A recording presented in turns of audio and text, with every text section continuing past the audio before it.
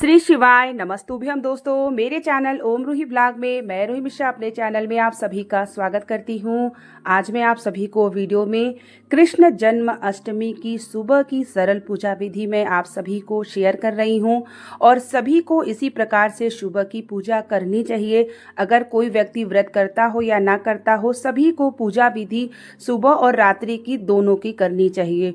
जैसा कि आप सबको पता है कि कृष्ण जन्म अष्टमी जो है 26 अगस्त को है और भादव मास की कृष्ण पक्ष की अष्टमी को कृष्ण जन्माष्टमी का त्यौहार मनाया जाता है। तो वीडियो के अंत तक बने रहिएगा। वीडियो को लाइक और कमेंट में हर हर महादेव का नारा जरूर लगाइएगा।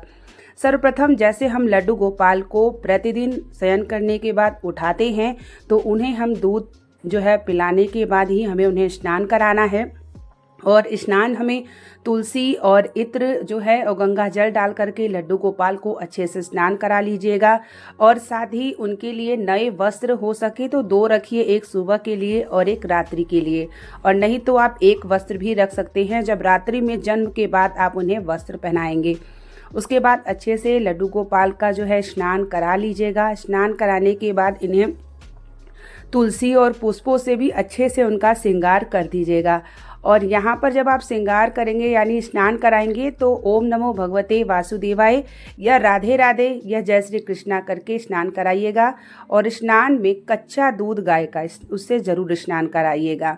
और बाद स्नान कराने के बाद अच्छे से उन्हें कपड़े से पोंछ लीजिए। उसके बाद उनको इत्र सेवा दीजिए या गाय के घी का शुद्ध घी हो तो उससे भी आप इनकी अच्छे से मालिश कर दीजिएगा।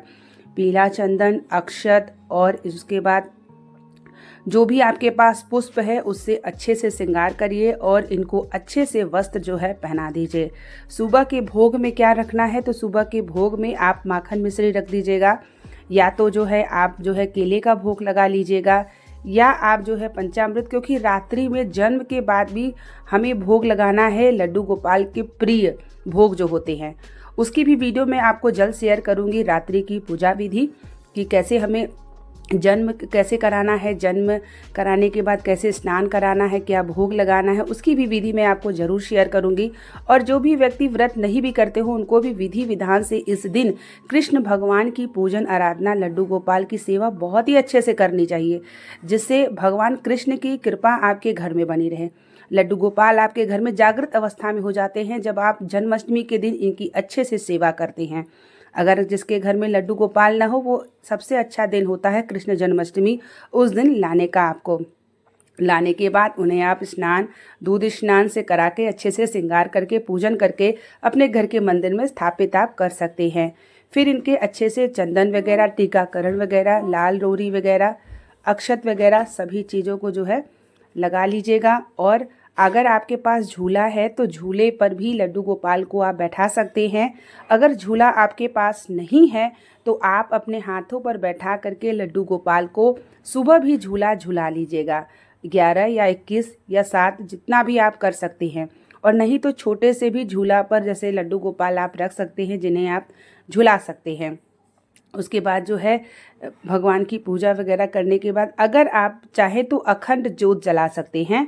सुबह से रात्रि तक अखंड ज्योत का संकल्प ले लीजिए। और अगर आप संकल्प लेना चाहते हैं व्रत का तो कैसे ले, आप जब पूजन करेंगे उसके पहले हाथ में तुलसी और जल लेके कृष्ण जन्माष्टमी का आप संकल्प लीजिएगा। और आप संतान सुख और जिसे संतान ना हो उससे संतान प्राप्ति के लिए भी आप संकल्प ले सकते हैं इस दिन। उसके बाद अपनी पूजन को आप शुरू करिएगा। और अखंड ज्योत जलाने से हमें पहले आप जो है आसन दे दीजिएगा अखंड ज्योत के लिए। चाहे तो फूलों से दे सकते हैं और चाहे तो चावल का ढेर लग के आप अखंड ज्योत का आसन दे सकते हैं। जहाँ पर लड्डू गोपाल को बैठाएंगे उनका आसन बहुत ही अच्छे से बनाइएगा। जितना अच्छे से आप आसन बनाएंगे उतने अच्छे से आसन पे हमारे लड्डू गोपाल विराजमान होंगे। उसके बाद भावपूर्वक उनको भोग अर्पित करिए। उसके बाद अखंड ज्योत, धूप बत्ती, घंटी की नाद बजा करके लड्डू गोपाल से प्रार्थना करिए कि आपके घर में विराजमान है वो और आपकी पूजा भोग को स्वीकार कर रहे हैं। उसके बाद जल वगैरह उन्हें अच्छे से पिलाइए। पाठ करने से बाल गोपाल के आपके घर में कृपा बनी रहती है, लड्डू गोपाल की कृपा आपके घर में बनी रहती है। रात्रि की पूजन के लिए एक खीरा ज़रूर रख लीजिएगा, धनिया की पंजीरी बना करके तैयार रखिएगा, माखन मिश्री का भोग तैयार रखिएगा, पंचामृत तैयार रखिएगा। ये सभी रात्रि की भोग में आप ज़रूर से ज़रूर अपना तैयारी बनाए रहिएगा। सुबह की पूजा आपको सरल विधि से करना है, लेकिन रात्रि की पूजा थोड़ी विधि से करना है, क्योंकि रात्रि में ही लड्डू गोपाल का जन्म उत्सव मनाया जाएगा। और जन्म उत्सव अगर आप व्रत नहीं भी करते हैं तो भी हमें श्री कृष्ण की लीला को तैयार करके और जन्मोत्सव जरूर बनाना चाहिए। जिसके घर में जन्मोत्सव होता है श्री कृष्ण का, उसके घर में साक्षात श्री कृष्ण नारायण की कृपा बनी रहती है। तो सुबह उठ करके ब्रह्म मुहूर्त में स्नान करने के बाद अपने घर के मंदिर में आसन लगा करके इसी तरीके से श्री कृष्ण की पूजन आप सभी लड्डू गोपाल के स्वरूप में कर लीजिएगा। और रात्रि की पूजा भी विधि विधान से आप सभी ज़रूर करिएगा। आप सबके लिए नेक्स्ट वीडियो में रात्रि की पूजा विधि जल्दी शेयर करूँगी। मिलते हैं आप लोगों के लिए नेक्स्ट वीडियो और नेक्स्ट जानकारी को लेकर के। तब तक के लिए श्री शिवाय नमस्तुभ्यम, हर हर महादेव।